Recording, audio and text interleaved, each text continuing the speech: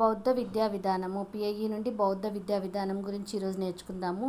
బౌద్ధ మతానికి మూలకారకుడు బుద్ధుడు. అతని యొక్క అసలు పేరు సిద్ధార్థుడు. అతని యొక్క మొదటి పేరు కూడా సిద్ధార్థుడు.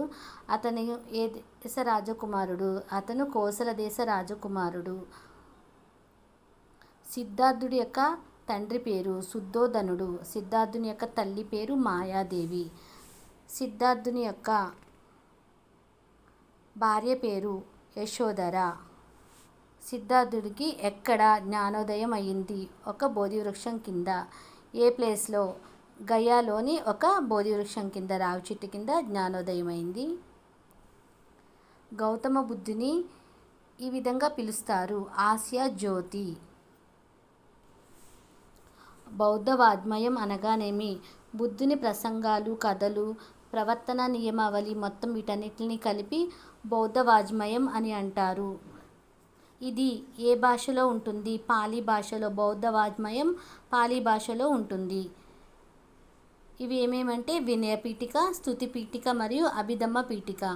వినయపీఠిక, స్తుతిపీఠిక మరియు అభిధమ్మ పీఠిక. బుద్ధుడు బోధించిన అష్టాంగ మార్గంలోని అంశాలు ఏమిటి? బుద్ధుడు బోధించిన అష్టాంగ మార్గంలో 8 అంశాలు ఉంటాయి. మంచి దృష్టి, మంచి సంకల్పం, మంచి మాట, మంచి పని, మంచి జీవన విధానం, మంచి ప్రయత్నం లేదా మార్గం, మంచి మనస్సు, మంచి సమాధి. బౌద్ధ సన్యాసులకు వర్తించినటువంటి బుద్ధుడు పెట్టినటువంటి వాటిల్లో ఏమిటి? బుద్ధుడు అందరినీ పరాన్నజీవులుగా జీవించకూడదని చెప్పారు. కానీ బౌద్ధ సన్యాసులకు వర్తించదు. ఎందుకంటే బౌద్ధ సన్యాసులు హింసాయుతమైన అన్నం పనికిరాదని, కష్టపడి సంపాదించి తాను తిని తృప్తిగా ఇతరులకు పెట్టేదే గొప్ప విందు అని, గుప్తదానం చేయాలని బౌద్ధుడు చెప్పాడనమాట.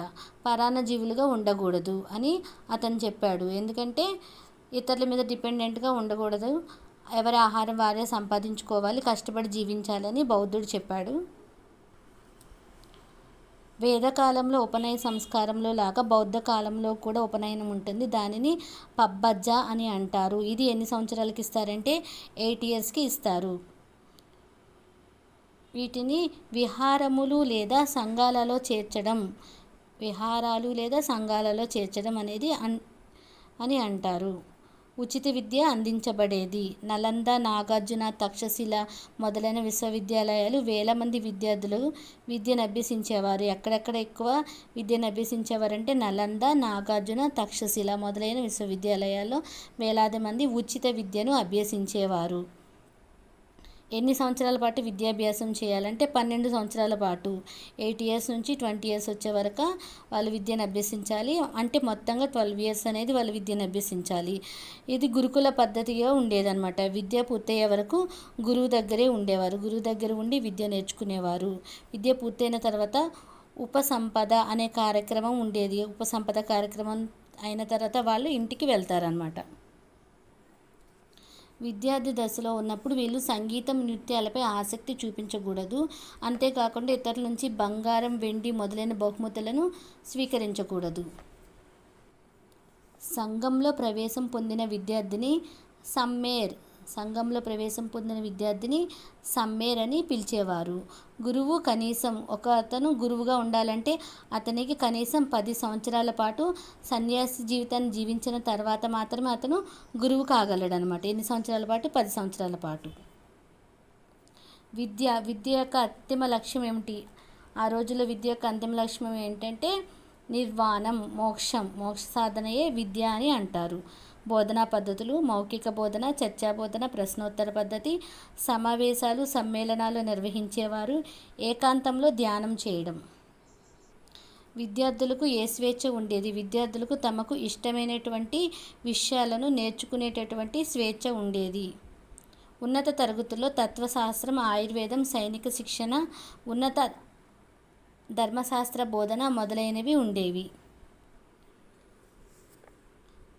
ఆ రోజుల్లో బౌద్ధ విద్యా కాలంలో ఏ భాష అనేది వాడుకలో ఉండేది? పాలీ భాష అనేది వాడుకలో ఉండేది.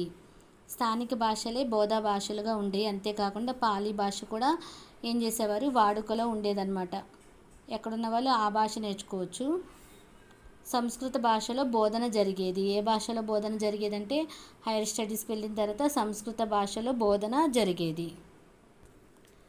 విద్యా కేంద్రాలుగా ఏమేమి ఉంటాయంటే బౌద్ధ సంఘాలు, విహారాలు. బౌద్ధ సంఘాలు మరియు విహారాలు విద్యా కేంద్రాలుగా ఉండేవి. కఠినమైన శిక్షలు ఉండేవి కాదు. అప్పట్లో కఠినమైన శిక్షలు ఉండేవి కాదు. స్థానిక భాషలు, సంస్కృత భాష రెండిటి వాడుకలో ఉండేవి. నైతిక విలువలకు ఇచ్చినంత ప్రాముఖ్యత బౌద్ధులు మరే దేనికి ఇవ్వలేదు. నైతిక విలువలకు ఇచ్చినంత ప్రాముఖ్యత బౌద్ధులు మరి ఇంకా దేనికి కూడా ఇవ్వలేదు. ఇలాంటి మరిన్ని బిట్స్ తెలుసుకోవాలంటే ఛానల్లో ప్లేలిస్ట్లో పిఐఈ ఉన్నాయి చూడండి. Like, share, subscribe.